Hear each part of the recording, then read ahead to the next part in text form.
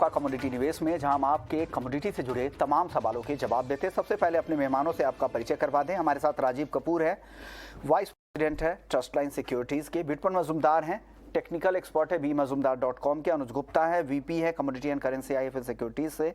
और जाने माने कमोडिटी एक्सपर्ट, कमोडिटी गुरु जी चंद्रशेखर साहब भी हमारे साथ स्टूडियो में मौजूद है। साथ ही अमित पवारी हमारे साथ हैं, जिनसे हम करेंसी मार्केट पर बात करेंगे। MD हैं CR फॉरेक्स के। सबसे पहले रुपए की चाल पर नजर डाल लेते हैं, क्योंकि रुपए में अच्छी रिकवरी दिखी। 30 सितंबर के बाद सबसे ऊपरी स्तरों पर रुपया बंद हुआ है। 81 रुपए 44 पैसे के आसपास रुपए की क्लोजिंग हुई है। अमित जी, क्या लग रहा है, रुपए की ये जो रिकवरी आई है, ये रिकवरी आगे भी कंटिन्यू होती आपको दिख रही है क्या? सर नमस्कार, थैंक यू। जो 31 सितंबर के बाद में अगर हम देखेंगे तो रुपया सबसे स्ट्रॉन्ग लेवल पे आज क्लोज हुआ है। हमको लगता है ये जो स्ट्रॉन्ग हुआ है उसके वैल्यूएशन समझेंगे और आउटलुक से समझेंगे। उसका one of the main reason जो है वो ये है कि डॉलर इंडेक्स जो था वो 114 के आसपास था सितंबर के एंड पे। वो डॉलर इंडेक्स 114 से 109.50 पे आया है। ये एक बड़े जो ट्रेंड था डॉलर इंडेक्स में 89 से 114 गया, उसका ये छोटा सा पुल बैक है। हमको लगता है डॉलर इंडेक्स 109.50 का सपोर्ट लेगा और आने वाले दिनों पे 112 और 113 तक वापस जाएगा। अगर डॉलर इंडेक्स 112 113 तक जाएगा तो रुपया जो है आज का जो लो था 81.20, वो हमको ऐसा लगता है कि नियर टर्म बॉटम आउट हो गया है और यहाँ से रुपया जो है आने वाले दिनों पे 82.20 और 82.50 की तरफ मूव होना चाहिए। ये जो करेक्शन आया है उससे इंपोर्टर को एक अपॉर्चुनिटी है, उनको अपने जो नियर टर्म इंपोर्ट्स है वो उनको कवर करना चाहिए और एक्सपोर्टर को पैनिक बटन दबाना नहीं चाहिए सेल करने के लिए। उनको धीरज रखना चाहिए। 81 और 81 का 20 का स्टॉप लॉस रख के वो वेट कर सकते हैं। आने वाले दिनों में उनको 82.20 और 82.40 का लेवल मिल सकता है। अमित जी, अब एक सवाल आपसे होगा। गूगल महाराष्ट्र से उन्होंने एक सवाल भेजा है। उन्होंने 260 लॉट 82.67 पर लॉन्ग कर रखा है, क्या करना चाहिए इनको? अगर उन्होंने नवंबर का लॉन्ग किया हुआ है उनको होल्ड करना चाहिए और अगर उनके पास में एवरेज करने का कैपेसिटी है तो वो 81.20 का स्टॉप लॉस रख के बाई करे। 50% यहाँ पे बाई कर सकते हैं करंट लेवल के आसपास पे। स्पॉट जो है वो 82.20 82.40 वापस से जाएगा, तो घबराने की कोई दरकार नहीं है। 81 और 81.20 का स्टॉप लॉस रख के जो पोजीशन होल्ड किया, जो पोजीशन बाई किया हुआ है उसको होल्ड करे और अगर एवरेज कर सकते हैं तो एवरेज भी करे। एवरेज कर सकते हैं तो एवरेज भी करे, जो पोजीशन आपके पास है उसे भी होल्ड कर सकते हैं। 82.20 और 82.40 तक के आसपास का लेवल फिर से वापस दिख सकता है। शुक्रिया अमित जी, आपने वक्त निकाला। लेकिन अब करेंसी मार्केट के साथ साथ क्रिप्टो करेंसी की भी डिटेल बता दें, क्योंकि क्रिप्टो करेंसी मार्केट में जबरदस्त कोहराम मचा हुआ है। एक दिन में पिछले 24 घंटे में अगर बात करें तो 100 अरब डॉलर से ज्यादा की वैल्यू यहां पर गायब होती दिख रही है। 3 महीने के बाद global crypto market cap 1 lakh crore यानी 1 ट्रिलियन डॉलर के भी नीचे आ गया है। ग्लोबल क्रिप्टो मार्केट में 12 घंटे में 10 से 15% की अलग अलग करेंसी में गिरावट देखने को मिली है। पिछले 48 घंटे में FTX टोकन 95% टूट गया है और बिटकॉइन $18,000 के आसपास आ चुका है। लेकिन इस क्रिप्टो मार्केट में इतनी गिरावट क्यों आ रही है? बिकवाली बढ़ने से FTX एक्सचेंज का जो दिवालिया होने का खतरा है वो बढ़ गया है। दिवालिया होने की अफवाह से FTX टोकन की बिकवाली बढ़ी है।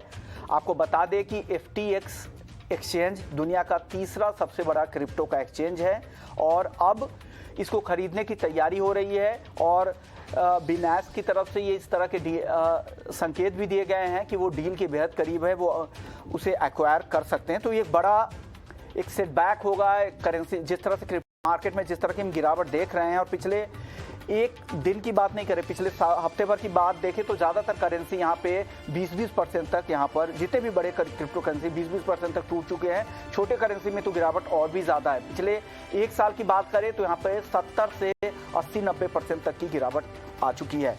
इंडिया में क्या हो रहा है? इंडिया के निवेशकों ने भी पैनिक सेलिंग यहाँ पर शुरू कर दी है और अक्टूबर 2021 के बाद से क्रिप्टो ट्रेडिंग में भारत में 90 से 95% तक की कमी आई है। एक तो वजह है कि पैनिक सेलिंग यहाँ पर देखने को मिल रही है और दूसरी वजह यह है कि टैक्स नियम से भी क्रिप्टो में अब भारत में रुझान कम हो रहा है। तो ये क्रिप्टो मार्केट को लेकर ये एक अहम अपडेट है। चलिए वापस से कमोडिटी मार्केट का रुख कर लेते हैं। हमारे साथ 3 मेहमान बने हुए हैं, राजीव कपूर जी, अनुज गुप्ता और चंद्रशेखर जी हैं। सर, आप सभी का स्वागत है। सबसे पहले बात आज हम करेंगे गोल्ड की और सिल्वर की, क्योंकि गोल्ड और सिल्वर में जिस तरह की कल शाम के सत्र में बाजार खुला था, जबरदस्त तेजी दिख रही थी, लेकिन आज फिर से यहां पर दबाव दिख रहा है। चंद्रशेखर सर, क्या लग रहा है, किस तरह की तेजी की उम्मीद आप यहां से कर रहे हैं गोल्ड और सिल्वर में? गोल्ड का जो जरा उछाल मिला है गोल्ड को 1680 का आसपास है अभी डॉलर प्रति ट्रॉय आउंस। उसका वजह है डॉलर ज़रा कमज़ोर हो चुका है। और डॉलर कमज़ोर क्यों हो चुका है? क्योंकि जो यूएस फेडरल रिज़र्व का ऊपर काफ़ी दबाव है to slow down the rate hike cycle. तो इसके वजह से एक कारण बना है। उसके लिए गोल्ड को एक ज़रा छोटा सा उछाल मिला है। और गोल्ड का साथ साथ सिल्वर का भी इट्स 20.9 डॉलर्स या उसका आसपास जो रेट चल रहा है। मगर ख़ास करके मैं ये मानता हूँ सिल्वर का अपसाइड बहुत अच्छा है, क्योंकि सिल्वर एक न केवल प्रेशियस मेटल है, वो एक इंडस्ट्रियल मेटल भी है। और आगे जाकर के जो हम डीकार्बनाइजेशन का बात करते हैं, सोलर पैनल का मैन्युफैक्चर का बात कर रहे हैं, विश्व भर सब लोग बात करते हैं, और ऑटोमोबाइल इंडस्ट्री जैसे इलेक्ट्रिक व्हीकल्स की ओर जा रही है। तो ये सब जो इंडस्ट्रियल एप्लीकेशन है चांदी का, उसके वजह से चांदी को उछाल मिलेगा, primarily from the manufacturers of solar panels and automobile. तो मैं काफ़ी आई थिंक अपसाइड देख रहा हूँ चांदी के लिए। यानी चांदी में अपसाइड की उम्मीद ज्यादा लग रही है, क्योंकि जिस तरह से इंडस्ट्रियल डिमांड आगे तेजी से पिकअप करेंगे, चाहे वो इलेक्ट्रिक व्हीकल को लेकर हो, 5G इक्विपमेंट मेकर्स की तरफ से डिमांड हो, या फिर सोलर एनर्जी को लेकर हो, तमाम ऐसे सेक्टर्स है जहां पर चांदी की जबरदस्त डिमांड है। साथ ही सिल्वर ETF, डिजिटल सिल्वर की भी मांग में अब धीरे धीरे यहां पर बढ़ोतरी हो रही है। चलिए अब कुछ सवाल भी ले लेते हैं। गोल्ड और सिल्वर से जुड़े हुए ही सवाल है। कौश लेन इंदौर से। अनुज जी, क्या सोने चांदी में क्या करना चाहिए इनको, इनका सवाल है। Vishnu ji, good evening. देखिए, ट्रेंड गोल्ड एंड सिल्वर में पॉजिटिव कन्वर्ट हुआ है। लास्ट वीक में जो हमने रिकवरी देखी थी वो अभी भी कंटिन्यू होती हुई दिख रही है। जिस तरीके से हमने क्रिप्टो में एक सेल ऑफ देखा है, वो भी एक पार्ट है जहां पर हम एक safe haven demand gold silver में आती हुई देख रहे हैं। और टेक्निकल अगर आप चार्ट्स पे जाएंगे तो काफी अच्छे ब्रेकआउट्स गोल्ड सिल्वर में देखने को मिले हैं। और गोल्ड अभी देखें तो $17 के ऊपर चल रहा है, सिल्वर $21 के ऊपर चल रही है। तो कहीं ना कहीं एक पॉजिटिविटी हमने यहाँ पर आते हुए देखी है। तो इंट्राडे के लिए खरीदारी की सलाह रहेगी। गोल्ड में करीब 51,200 के आसपास खरीदारी करें, 50,950 का स्टॉप लॉस लगाएं, टारगेट 51,600 तक हो सकता है। सिल्वर में करीबन 61,000 के आसपास खरीदारी करें, 60,300 का स्टॉप लॉस लगाएं, टारगेट 62,000 तक देखने को मिल सकता है। इंटरनेशनल मार्केट में एक्सपेक्टेड है कि एक बार $1720 तक के लेवल गोल्ड में देखने को मिल सकते हैं, और सिल्वर में करीबन $21,500 तक के लेवल देखे जा सकते हैं। तो गोल्ड और सिल्वर में इंट्राडे के लिए बाय एंड डिप्स की स्ट्रेटेजी यूज कर सकते हैं। गोल्ड और सिल्वर इंट्राडे के लिए भी खरीदारी की सलाह है। और चंद्रशेखर से जैसा कह रहे थे कि लंबी अवधि के निवेशक भी चांदी में खरीदारी कर सकते हैं। चांदी पर ही एक और सवाल था यश जैन का MP से। चांदी का पोजिशनल नजरिया जानना चाह रहे थे। राजीव जी, क्या सलाह देंगे यश को आप? नमस्कार विष्णु जी। देखिए, चांदी में पोजिशनली भी बाय में ही है चांदी, बट एक छोटा सा हर्डल है जो कि अराउंड 62,700 63,000 के आसपास है। अगर चांदी वीकली बेसिस पर इस हर्डल को क्रॉस करने में कामयाब होती है, मतलब वीकली क्लोजिंग अगर इसकी हम 62,700 63,000 के ऊपर देखते हैं, तो मुझे लगता है एक मेजर ब्रेकडाउन की स्थिति उत्पन्न होगी। और उस स्थिति में फिर चांदी वहां से मुझे लगता है 5 से 7% की और तेजी वहां से फिर बना सकती है। तो 62,700 63,000 को जरूर ध्यान में रखें। अगर वीकली बेसिस मतलब फ्राइडे की क्लोजिंग होनी चाहिए। अदरवाइज चांदी मुझे लगता है कि अगर यहाँ से भी करेक्ट होती है तो भी पोजिशनली खरीदने के लिए बनेगा। अगर चांदी में थोड़ा सा डीप करेक्शन 59,500 60,000 के आसपास दिखे तो फिर से पोजिशनली बाय बन जाएगा। और इंट्राडे के लिए आज की बात करूं तो मुझे लगता है कि 61,200 61,000 के बीच में मिले तो खरीद सकते हैं। 62,000 के टारगेट के लिए छोटा सा स्टॉप लॉस 60,800 के नीचे का मेंटेन करें। ओवरऑल भी मुझे लगता है कि धीरे धीरे बुलियंस मार्केट जो है अपना बेस फॉर्म कर रहे हैं और बॉटम्स को छोड़ते जा रहे हैं। उसके पीछे कारण, फंडामेंटल कारण ऑलरेडी डिस्कस हो चुके हैं, जैसे यूएस में इंटरेस्ट रेट बढ़ने की जो कवायद, अब धीरे धीरे उसकी उम्मीद कम होने की, बेसिकली जो मोमेंटम था 75 बेसिस पॉइंट का, हो सकता है आगे वो 50 बेसिस पॉइंट रह जाए या 60 बेसिस पॉइंट रह जाए, या फेड की तरफ से कोई और नरम रुख आ जाए जिससे कि डॉलर में और फर्दर वीकनेस देखने को मिले और वो अल्टीमेटली तब्दील हो बुलियंस की तेजी में। तो मुझे लगता है कि ओवरऑल आगे आने वाला जो मोमेंटम है बुलियंस के लिए काफी अच्छा रहने वाला है। ओके सर, एक सवाल राजीव जी महेश जी का है हैदराबाद से। ये गोल्ड के लिए, इंट्राडे के लिए व्यू जानना चाहते हैं, इनको क्या सलाह दे रहे हैं आप? विश्वमोहन जी, इंट्राडे के लिए गोल्ड मुझे लगता है 51,300 51,350 एक इम्पोर्टेंट सपोर्ट की तरह एक्ट करना चाहिए। एक करेक्शन भी ऊपर के स्तर से काफी गोल्ड ले चुका है इंट्राडे पॉइंट ऑफ व्यू से। 51,100 का एक स्टॉप लॉस रखें, 51,700 पहला टारगेट रखें, और अगर 51,700 के ऊपर मार्केट सस्टेन करता है देन 51,950 का टारगेट रख सकते हैं।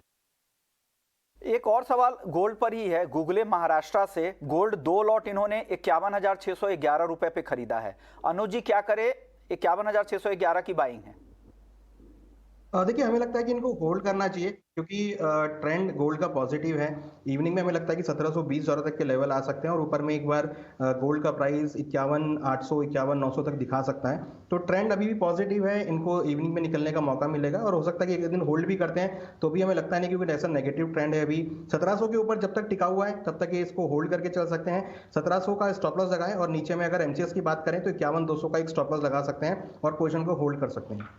चलिए क्रूड की बात कर लेते हैं। क्रूड कीमतों पर भी आज दबाव दिख रहा है। ब्रेंट की बात करें तो $95 के नीचे आ गया है। कल भी 2% तक की गिरावट दिखी थी और एमसीएक्स में आज भी 2% की कमजोरी है। क्या लग रहा है चंद्रशेखर सर, मीडियम से लॉन्ग टर्म में क्रूड की चाल किस तरह आप देख रहे हैं?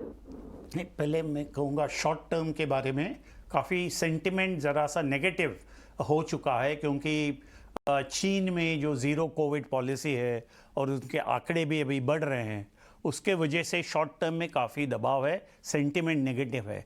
मगर हम अभी दिसंबर फर्स्ट वीक, पहले हफ्ते से रशिया पर जो सैंक्शन है यूरोप में लागू हो जाएगा। दिस एक बड़ा फैक्टर है। और 2023 में जनवरी से लेकर के मैं काफ़ी टाइटनेस क्रूड ऑयल मार्केट में महसूस कर रहा हूँ, देख रहा हूँ, क्योंकि एक है ओपेक प्लस का जो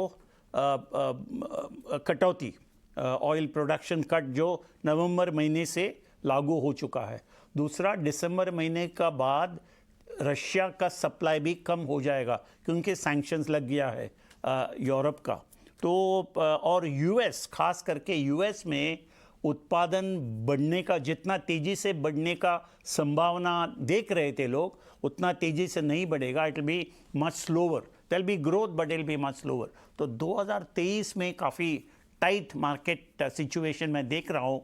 उसके लिए उसी के वजह से क्रूड को एक अच्छा उछाल मिल सकता है। और ख़ास करके जो कमोडिटी मार्केट में है, वो जानते हैं और जानना भी चाहिए कि जो मार्केट आज है वो आज का फंडामेंटल नहीं देखता है, आगे वाला फंडामेंटल देखता है। तो आगे जा करके क्या होगा, जैन फेब मार्च, तो उसको देख करके आज मार्केट रिएक्ट करता है। तो टेम्पररीली ये market is under pressure, but आगे जा करके 1 महीना 2 महीना बाद नया साल में तो ज़रूर एक बड़ा उछाल आएगा क्रूड ऑयल में। ओके, तो इस तरह की उम्मीद क्रूड को लेकर हो रही है। क्रूड में इसमें ऑप्शंस में कोई रणनीति दिख रही है क्या अनुज जी आज?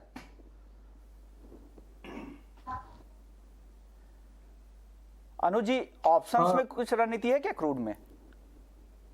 देखिए, क्रूड का जो ट्रेंड है वो थोड़ा सा नेगेटिव देखने को मिला है। हमने देखा है कि पिछले कुछ दिनों में इसमें आने वाले पिछले जो 2 दिनों थे इसमें काफी करेक्शन देखने को मिला। इवन 7,700 से प्राइस करीबन 7,200 के आसपास आए हैं। यहाँ पर ऑप्शन की रणनीति के तौर पर 7,100 का पुट ऑप्शन करीबन 149 के आसपास चल रहा है। और यहाँ पर अगर आप देखेंगे तो जो ओपन इंटरेस्ट है वो भी इंक्रीज हुआ है। तो 7,100 का जो पुट ऑप्शन है 149 के आसपास है, उसमें खरीदारी कर सकते हैं। 110 का स्टॉप लॉस लगाएं, टारगेट ऊपर में 210 तक देखने को मिल सकता है। या फिर फ्यूचर इक्वाली भी कर सकते हैं ऑप्शन के थ्रू। 7,100 का पुट ऑप्शन 149 के आसपास खरीदारी का ट्रेड बना सकते हैं। ओके, चलिए अब बात कर लेते हैं कॉपर की। हमारे साथ दो कॉलर भी है, मनीषा है पलवल से और क्रिश हैं दिल्ली से। दोनों का कॉपर पर ही सवाल है कि कॉपर में क्या करना चाहिए। राजीव जी क्या सलाह दे रहे हैं कॉपर पे दोनों को? विश्वमोहन जी, मुझे लगता है कॉपर में एक अच्छा ब्रेकआउट हुआ है। 670 के ऊपर कॉपर सस्टेन भी कर रहा है और 680 से 685 तक का इसमें मुझे लगता है कि ऊपर का दायरा ओपन हुआ है। तो 670 के आसपास अगर आज करेक्शन में मिलता है तो खरीदने का ट्रेड इनिशिएट करना चाहिए with the stop loss 664। Target रखने चाहिए 678 685। जारी की सलाह 670 पे खरीदे, 678 से 685 का टारगेट है, स्टॉप लॉस है 664 का। अब एक दर्शक कॉपर पर ऐसे हैं जिन्होंने शॉर्ट कर रखा है 672 रुपए 65 पैसे पे शॉर्ट कर रखा है। अब अनुज जी ये क्या करे? अब तो बाइंग की सलाह दे रहे हैं राजीव जी, क्या करे? इनको निकल जाना चाहिए? देखिए अभी 174 के आसपास है, 102 रुपए इनकी पोजीशन से ऊपर है। एक बार डिप मिलता है एट कॉस्ट तक तो निकल जाए, अदरवाइज 677 का ये एक स्टॉप लॉस लगा सकते हैं अपनी पोजीशन में। हमें लगता है कि मार्केट थोड़ा वॉलेटाइल रहेगा और एक बार 670 तक भाव आ सकते हैं, क्योंकि अगर आप मॉर्निंग से देखेंगे तो एक रेंज इसने बनाया है नीचे में करीबन 670 और ऊपर में 677। ये रेंज कॉपर में रहेगी। जहां भी डिप मिलता है वहां पर एग्जिट करने की कोशिश करें। हमें लगता है कि 670 672 के आसपास से अगेन बाई इनिशिएट हो सकता है, तो अगर इनका एट कॉस्ट भी मिलता है तो वहां पर एग्जिट हो सकते हैं। अगले दर्शक है इसके बंसल है ग्वालियर से, लेड 175 रुपए पे शॉर्ट कर रखा है। अब ये पूछ रहे हैं क्या नीचे 170 तक आने की उम्मीद कर सकते हैं क्या राजीव जी? विश्वमोहन जी, लेड काफी ही स्टैग्नेंट कमोडिटी है, काफी कम इसमें मैं वॉलेटिलिटी देखता हूँ। इनको नीचे में मेरे को लगता है कि 176 के अगर आसपास मिलता है तो डेफिनेटली शॉर्ट एक बार निकाल लें। अदरवाइज 184 के ऊपर अगर क्लोजिंग बेसिस पे लेट चलता है तब अपनी शॉर्ट पोजीशन में स्टॉप लॉस मेंटेन करें। बहुत ही क्लोज दायरे में ट्रेड होता है ये, 1 से 2 रुपए के दायरे में मैं देख रहा हूँ, काफी दिनों से ट्रेड कर रहा है। 182 और 179 के एक दायरे में ट्रेड कर रहा है, तो 184 का ऊपर में स्टॉप लॉस रखें और 176 के आसपास अगर आए तो एक बार छोटे लॉस से बाहर आ जाए। अगले दर्शक है मोहम्मद फरहान हैं रामपुर से, मेंथा ऑयल में क्या करना चाहिए इनका सवाल है। अनुज जी क्या व्यू देंगे इनको, मेंथा में क्या करें?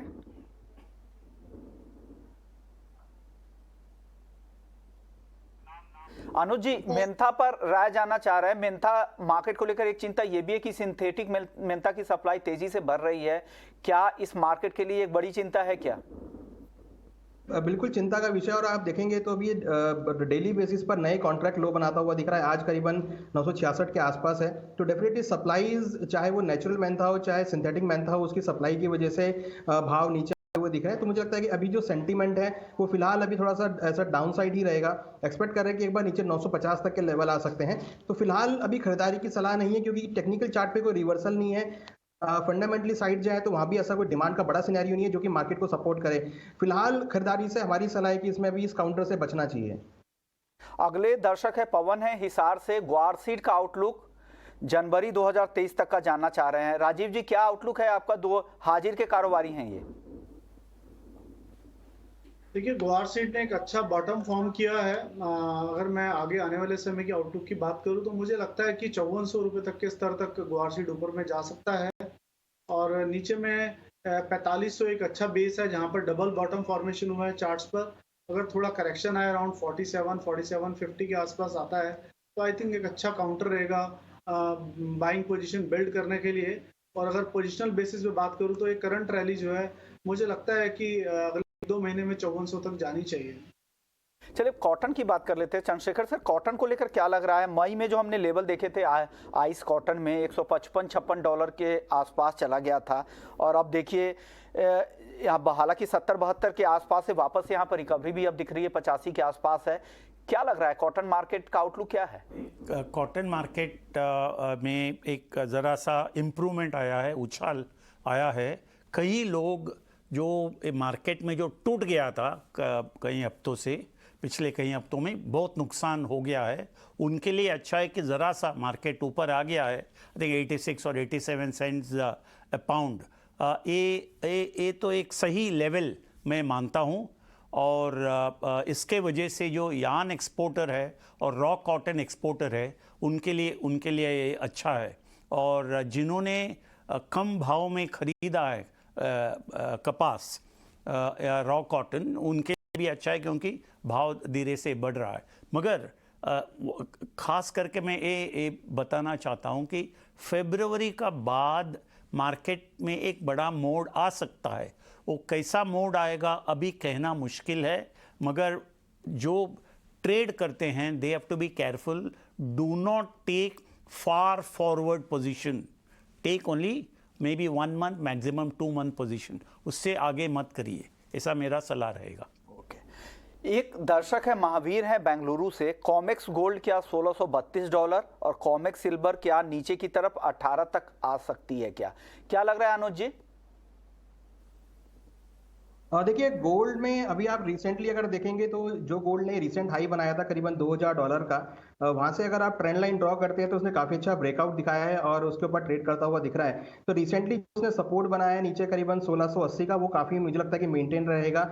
हमें लगता है कि जब तक वो 16 को ब्रेक नहीं करेगा तब तक गिरावट का ट्रेंड देखने को नहीं मिलेगा। ऊपर में हालांकि मार्केट एक वेरी स्लो पेस से धीरे धीरे बढ़ता हुआ दिखाई देगा। इनिशियली जो हम टारगेट कर रहे हैं ऊपर में करीबन 1720 से लेकर $1725 को हम टारगेट कर रहे हैं। हमें लगता है कि $1725 का लेवल अगर ब्रेक होता है तो आपको ऊपर में 1740 और 1760 तक के लेवल देखने को मिल सकते हैं। सिमिलरली अगर हम सिल्वर की बात करें तो सिल्वर के अंदर भी सेम ब्रेकआउट देखने को मिला है। वॉल्यूम्स के साथ ब्रेकआउट है इस बार। हमें लगता है कि ऊपर में $21.5 से लेकर $22 तक के लेवल देखने को मिल सकते हैं। सिल्वर में नीचे सपोर्ट करीबन $20.5 का सपोर्ट रहेगा। तो जिस तरीके का यहाँ पर टेक्निकल चार्ट से ब्रेकआउट देखने को मिला है तो अभी वहां से कुछ ऐसा इंडिकेशन नहीं दिख रहा है कि मार्केट में कोई रिवर्सल देखने को मिले। हमें लगता है कि slow and steady upside momentum gold silver में देखने को मिल सकता है। अगले दर्शक है हीरा लाल है राजस्थान से, गोल्ड और नेचुरल गैस में मौजूदा भाव पर क्या करना चाहिए? राजीव जी। विश्वमोहन जी, गोल्ड में तो जैसा हमने पहले बताया, अगर यहाँ से 100 से 200 रुपए की करेक्शन आती है, अराउंड 51-300 के आसपास मिलता है, तो खरीदारी ट्रेड इनिशिएट कर सकते हैं 51,700 से और 51,950 के टारगेट के लिए। अगर 51,700 के ऊपर मार्केट सस्टेन करता है तब टारगेट को 51,900 भी रखा जा सकता है। और जहाँ तक नेचुरल गैस की बात है, नेचुरल गैस ने कल के सत्र में काफ़ी भारी गिरावट दर्ज करी थी और करीबन नेचुरल गैस का दाम कल 13% के आसपास गिरा था। तो मुझे लगता है वहाँ से थोड़ा एक करेक्टिव रैली बन सकता है और थोड़ा सा यहाँ से अगर मैं बात करूँ तो 15 से 20 रुपए की एक रैली दिखा सकता है इंट्राडे बेसिस पर। बट खरीदारी की इसमें कोई सलाह नहीं है क्योंकि नेचुरल गैस का काउंटर काफ़ी वॉलेटाइल है और अभी फिलहाल बेस बनाने में थोड़ा सा टाइम लेगा, 1-2 दिन लेगा। ओके, चलिए अब एक और दर्शक है एमए है कोल्हापुर महाराष्ट्र से, ये सिल्वर माइक्रो के बारे में जानना चाहिए। सिल्वर माइक्रो पर आपका व्यू क्या है अनुज जी? ये 57,700 की एवरेज प्राइस पे इन्होंने ये एवरेज कर रखा है, क्या करना चाहिए इनको? देखिए सिल्वर में अगर देखें तो जो ट्रेंड बना है थोड़ा सा पॉजिटिव है। हमें लगता है कि सिल्वर के अंदर जो मोमेंटम है वो पॉजिटिव रहेगा। यहाँ पर मैं एक ऑप्शन की कॉल देना चाहूँगा सिल्वर के अंदर में। करीबन 62,000 का जो कॉल ऑप्शन है वो करीबन 1300 के आसपास चल रहा है। उसमें खरीदारी का ट्रेड बना सकते हैं। 1000 का स्टॉप लॉस लगा है, टारगेट ऊपर 1700 तक देखने को मिल सकता है। तो सिल्वर के अंदर इन्होंने अगर बाय किया हुआ है तो होल्ड कर सकते हैं, नहीं तो ऑप्शन के थ्रू भी 62,000 का कॉल ऑप्शन को खरीदारी का ट्रेड बना सकते हैं। तो ऑप्शंस के जरिए चांदी में हालांकि जो व्यू जो भी आ रहे हैं चांदी को लेकर वो तेजी के ही हैं, तो अगर आप शॉर्ट पोजीशन में तो कोशिश करें कि जो भी उछाल है उसमें निकलने की कोशिश कर सकते हैं। चलिए अब गेहूं की बात कर रहे थे चंद्रशेखर सर, गेहूं के दाम काफ़ी तेज़ी से बढ़ रहे हैं। अब देखिए 2850 क्विंटल, रिटेल में बात करें तो 31 रुपये गेहूं के दाम हो गए हैं। आटा 37 रुपये के ऊपर जा चुका है और इस साल 2022 में जनवरी से अब तक करीब 11% की तेज़ी गेहूं में और आटे के दाम में 16% की तेज़ी आ चुकी है। क्या लग रहा है आगे भी इस तरह की तेज़ी बरकरार रहेगी, क्योंकि बुआई के जो बीज के जो दाम है वो भी काफ़ी ज़्यादा है पिछले साल के मुकाबले? बिल्कुल गेहूं में काफ़ी तेज़ी में देख रहा हूं। अभी तो तेज़ी है और भी आगे जा कर के भी ज़रा सा अपसाइड रिस्क भाव में मैं देख रहा हूं। इसके 2 या 3 कारण है। अक्टूबर महीने में 1 अक्टूबर सरकार का पास गेहूं का स्टॉक था 220 लाख टन का, और अक्टूबर, नवंबर, दिसंबर, जन, फेब, मार्च 6 महीने में उनको कम से कम 150 लाख टन का रिलीज़ करना पड़ेगा for welfare programme, public distribution system वगैरह। तो यानी कि 1 अप्रैल को उनका पास सिर्फ 70 लाख टन का स्टॉक रहेगा, विच इज़ वो क्या बोलूँ, one of the lowest in so many years. तो उसका जो संकेत है अभी मार्केट में जा रहा है। This is number 1। इसके लिए मैं मानता हूं, मेरा सिफारिश होगा पॉलिसी मेकर्स के लिए, गवर्नमेंट टू गवर्नमेंट गेहूं का इंपोर्ट 20-30 लाख टन का तो होना ही चाहिए। और शायद हम रशिया के पास से ले सकते हैं ये माल, क्योंकि रशिया से हम क्रूड मंगा रहे हैं, तो हम गेहूं भी हमें मंगाना चाहिए, नहीं तो मार्केट काबू का बाहर जाने का खतरा है। This is very important. और एक पॉइंट मैं कहना चाहता हूँ, गेहूं का जो एकरेज होता है रबी सीज़न में, और रबी सीज़न का सबसे बड़ा क्रॉप है गेहूं, 30 मिलियन हेक्टर यानी 300 लाख हेक्टर। तो उसमें अभी बुआई अभी शुरू हुआ है, तो और ज़रा तेज़ी से नहीं हो रहा है, क्योंकि 15 दिन अक्टूबर में 15 दिन तो बारिश हो रहा था, तो अभी स्पीड पकड़ेगा आगे जा कर के। हमारा मौसम सही रहेगा, दिसंबर जनवरी में हल्का सा विंटर रेन जो कहते हैं वो आएगा, तो एक अच्छा फसल आने का संभावना है। मगर पिछले साल जैसे गर्मी हीट वेव आ गया तो फिर मुश्किल होगा। फॉर हमारा डिमांड सप्लाई फंडामेंटल काफ़ी टाइट है गेहूं में, और मैं मानता हूं कि 20-30 लाख टन का इंपोर्ट नहीं होगा तो और भी ऊपर जा सकता है भाव। ओके, यानी कि कीमतों में और भी आगे भी तेजी की संभावना अभी भी बनी हुई है। शुक्रिया चंद्रशेखर सर आपका, अनुज जी आपका, राजीव जी